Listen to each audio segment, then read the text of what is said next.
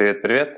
Ты на канале Свободный мир. Меня зовут Олег Хазов, и в данном видео ты узнаешь, как купить БУ автомобиль и не нарваться на неприятности, как проверить, была ли украдена машина или клонирована, может быть она была утопленником, как узнать, была ли машина отозвана автопроизводителем, например, для замены некачественных подушек безопасности, как получить отчет из Carfax в 10 раз дешевле или отбрыкаться от страховки, если вы решили на всем экономить и прочее.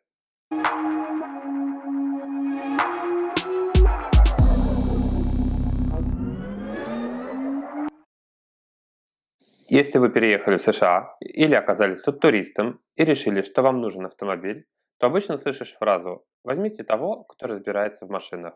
Но, как правило, таких знакомых нет, особенно в новой стране. Наш первый автомобиль, Mercedes 98 года, мы купили у новых знакомых за $1500. Купить автомобиль можно у друзей, на досках объявлений, такие как Marketplace от Facebook или Craigslist, у уличных дилеров или на различных аукционах. Чтобы проверить автомобиль перед покупкой, вам нужен его VIN-номер. Если продавец отказывается его предоставить, то это один из главных признаков, что что-то скрывается. Итак, вы получили VIN-номер. Приступаем к проверке. Вам следует получить полный отчет об этом автомобиле, например, из carfax.com или autocheck.com. Это самые популярные частные ресурсы по сбору данных об автомобилях. Там один отчет стоит $40. Но от этого можно разориться, проверяя так каждый автомобиль. Поэтому я рекомендую воспользоваться сайтом автostat.com. Это не реклама, просто они хорошо работают, и там вы получите тот же отчет, но не за $40, а в 10 раз дешевле, то есть за $4. Мы им пользуемся уже несколько лет, а дешевле у них просто потому, что они покупают не один отчет, а сразу 1000 с огромной скидкой и просто перепродают вам дешевле. То есть ваша экономия $36 на каждой проверке. Далее вам необходимо бесплатно проверить на официальном сайте США, была ли машина в угоне или восстановлена после аварии, на сайте National Insurance Crime Bureau, на сайте nicb.org/vincheck. Это единая база на все штаты.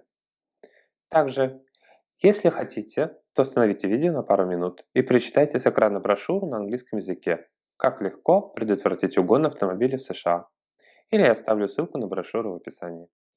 Чтобы проверить, клонирована машина или нет, можно следовать следующим советам. Первое, что нужно, это сверить VIN на документах и под лобовым стеклом и в двери водителя. Затем спросите у продавца документы на техническое обслуживание автомобиля, пока он им владел. Всегда помните, что дешевая машина, как правило, дешевая неспроста. Постарайтесь не платить наличными, лучше депозитом, чеком или мгновенным переводом. Если вы уже купили автомобиль и вам вдруг начали поступать неоплаченные штрафы неизвестного происхождения, то это также является признаком клонирования вашего автомобиля.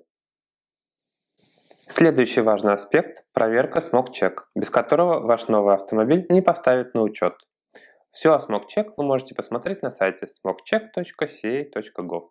Продавец должен предоставить SmokeCheck, срок его действия 90 дней. Проверьте автосервис, где автомобиль проходил SmokeCheck, что они авторизованы в DMV и у них не отозвана лицензия. Также там можно проверить автосервис на наличие лицензии на ремонт авто.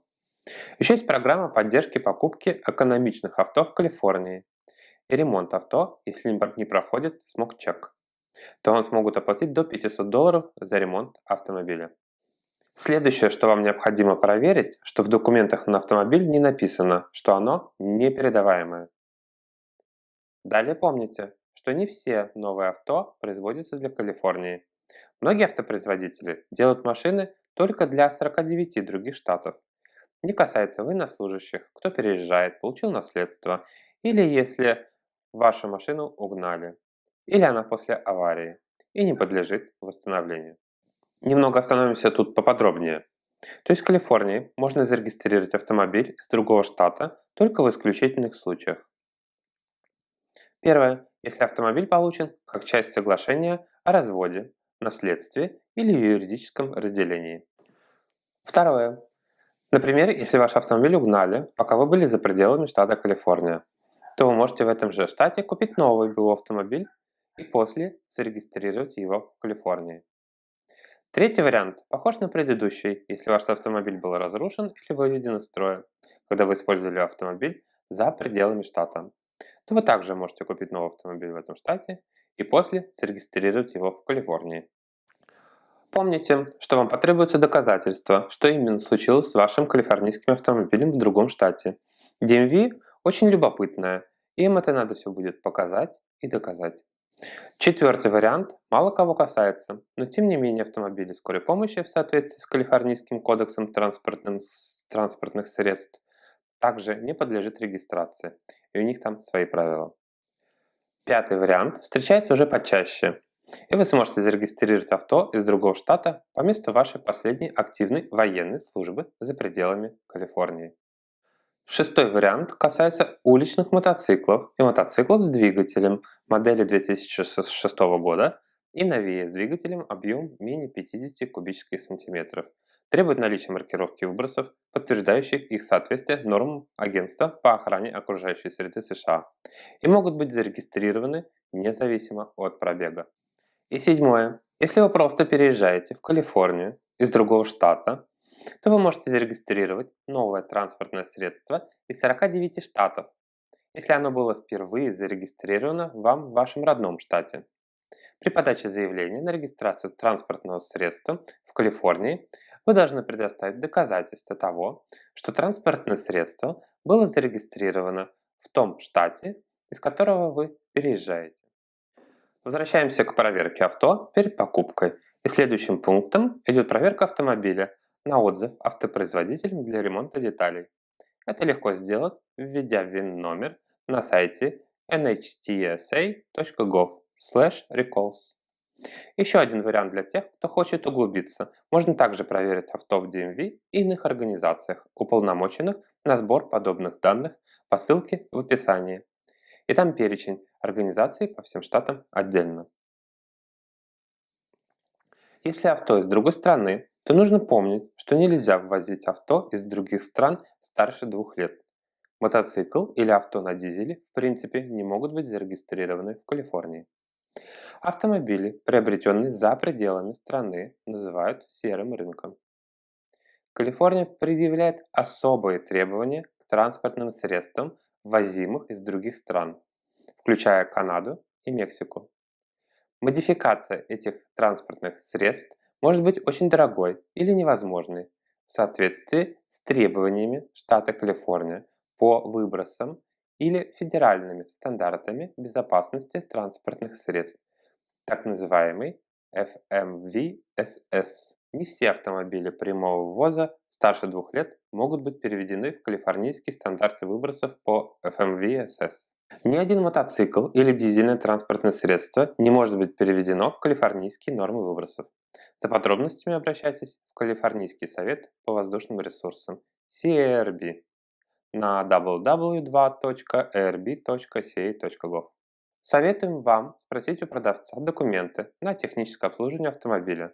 Если у владельца нет копии, свяжитесь с дилером или ремонтной мастерской, где большая часть работы была выполнена. Они могут поделиться своими файлами с вами. Дополнительную ссылку на советы по покупке поддержанных авто от официальных источников я оставлю также в описании.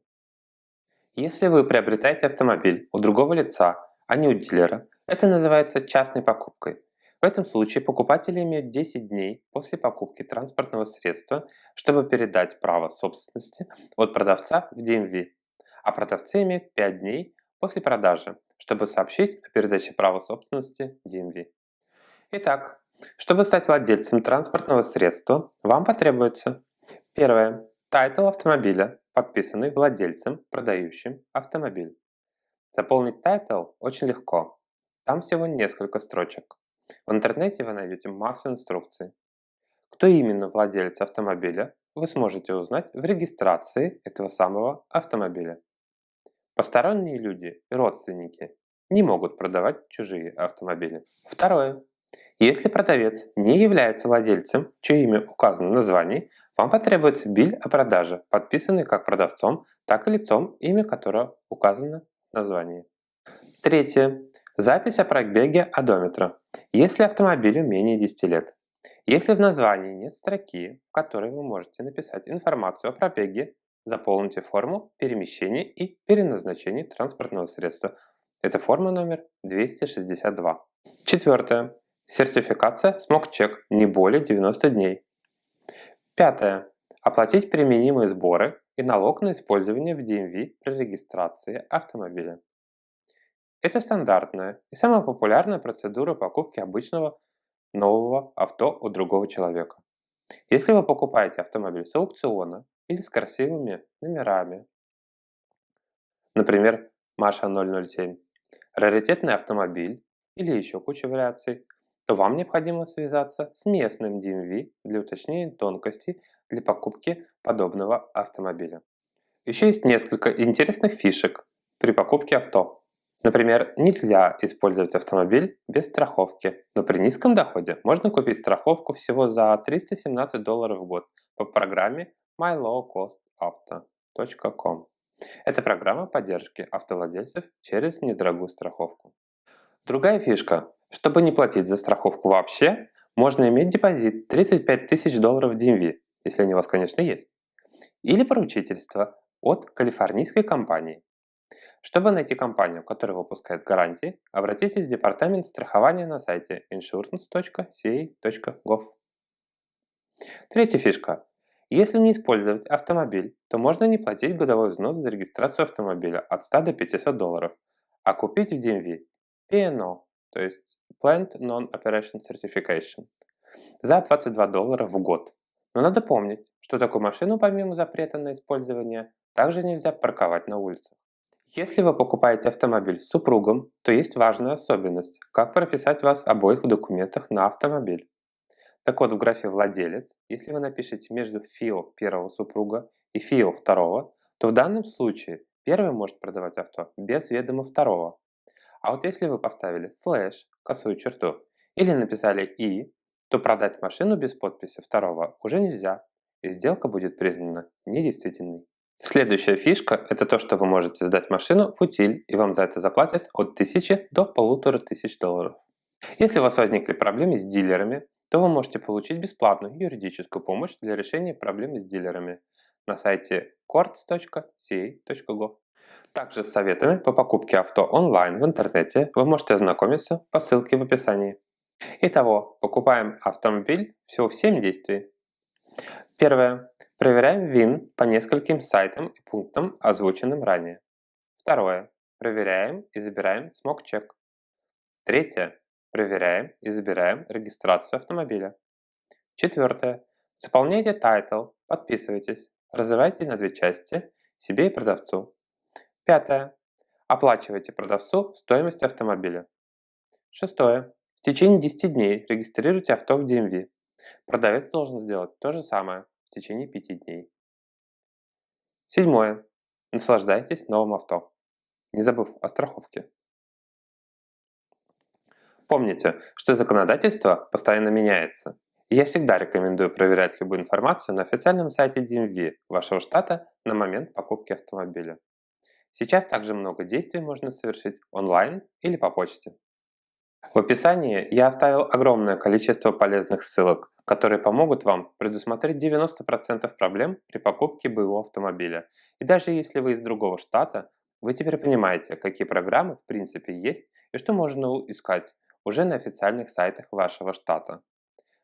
Лайки, подписки и будьте счастливы, ведь пока жизнь вам не нравится, она проходит. Bye-bye!